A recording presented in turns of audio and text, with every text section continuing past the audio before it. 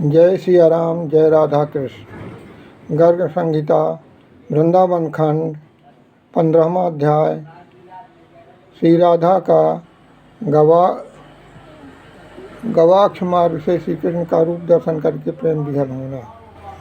नारद जी कहते हैं कि हे राजन, यह मैंने तुम्हें काली मर्दन रूप पवित्र कृष्ण चरित्र कहा, अब क्या सुनना चाहते हो। तब बहुलास सुने बोले, देवता अमृत पीकर तथा भ्रमर कमल कर्णिका का रस लेकर तृप्त नहीं होते, उसी प्रकार श्री कृष्ण कथा सुनकर कोई भी भक्त तृप्त नहीं होता। आप कृपा करके जिस प्रकार श्री कृष्ण भगवान शिशु रूपधारी परमात्मा श्री कृष्ण का रास के लिए भंडीर वन में गए और उसका लघु रूप देखकर राधा के मन में खेद हुआ और आकाशवाणी हुई कि कल्याणी सोच न करो, मनोहर वृंदावन में महात्मा श्री कृष्ण तुम्हारा मनोरथ पूर्ण करेंगे। यह देववाणी कैसे पूरी हुई, कृपया बताने के कष्ट करें। नारद जी कहते हैं कि राजन, तुमने बहुत अच्छा प्रश्न किया है। यह मंगलमय चरित्र सुनने से सभी मनोरथ पूर्ण होते हैं, मैं उसका वर्णन करता हूँ। एक दिन की बात है, राधा की दो प्रधान सखियाँ शुभ स्वरूपा ललिता और विशाखा विश्वान के घर गईं और राधा से एकांत में मिली। सखियाँ बोली, राधे, तुम जिनका चिंतन करती हो, स्वतः जिनके गुण गाती रहती हो, वह ग्वाल बालों के साथ ब्रजभानपुर में आते हैं तो रात के पिछले पहर में जब गो उच्चारण के लिए निकलते हैं, उनका दर्शन करना चाहिए, बड़े सुंदर हैं। राधा बोली कि पहले तुम उनका चित्र बनाकर दिखाओ, उसके बाद मैं दर्शन करूंगी, इसमें संशय नहीं है। नारद जी ने कहा कि तब दोनों सखियों ने नंदन के सुंदर चित्र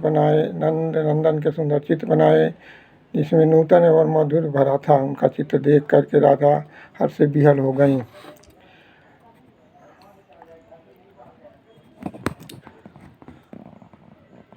तब ललिता ने कहा कि राधे, तुम क्यों इतनी विहल हो, मूर्छित हो, अत्यंत व्यथित हो। सुंदरी श्रीहरि को प्राप्त करना चाहती तो उनके प्रति अपना स्नेह दृढ़ करो। नारद जी कहते हैं कि राजन, ललिता की यह बात सुनकर ब्रजेश्वरी राधा ने आंखें खोली, अपने उस प्रिय सखी से गदगद वाणी में यूँ बोली, सखियत, मुझे ब्रजभूषण श्याम सुंदर के चरणारविंद प्राप्त नहीं हुए तो मैं कदापि अपने शरीर को नहीं धारण कर सकूंगी, यह मेरा निश्चय है।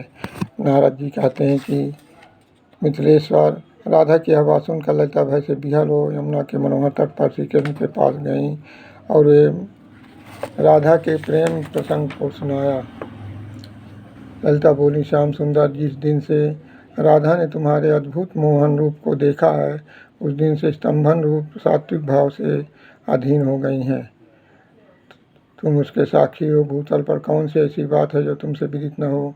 तुम ही इस जगत की सृष्टि, पालन और संहार करते हो। यद्यप परमेश्वर होने के कारण तुम लोगों के प्रति समान भाव रखते हो तथा आप अपने भक्तों का भजन करते हो।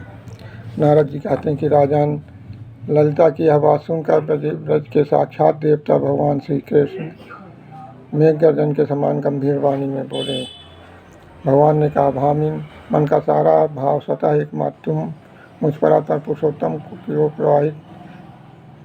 प्रवाहित होता है, अतः सबको अपनी ओर से मेरे प्रति ही प्रेम करना चाहिए।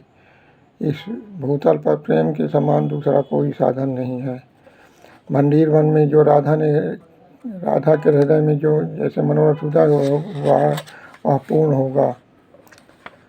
नारद जी कहते हैं कि राजन, कृष्ण की सारी बात सुनकर ललिता सखी प्रणाम करके राधा के पास गईं और एकांत में बोलते समय उसके मुख पर मधुर हास्य की छटा छा गई। ललिता ने कहा, सखी, जैसे तुम कृष्ण को चाहती हो, उसी प्रकार वो भी तुम्हें चाहते हैं और तुम्हारी अभिलाषा रखते हैं।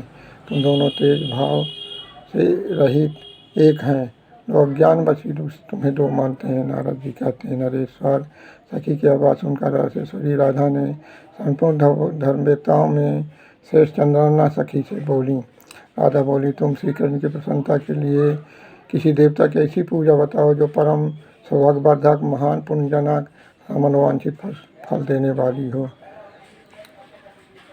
ये तुम मुझे कोई व्रत या पूजन बताओ। श्री शिव शरणम, श्री हरि शरणम। शेष अगले भाग में। धन्यवाद।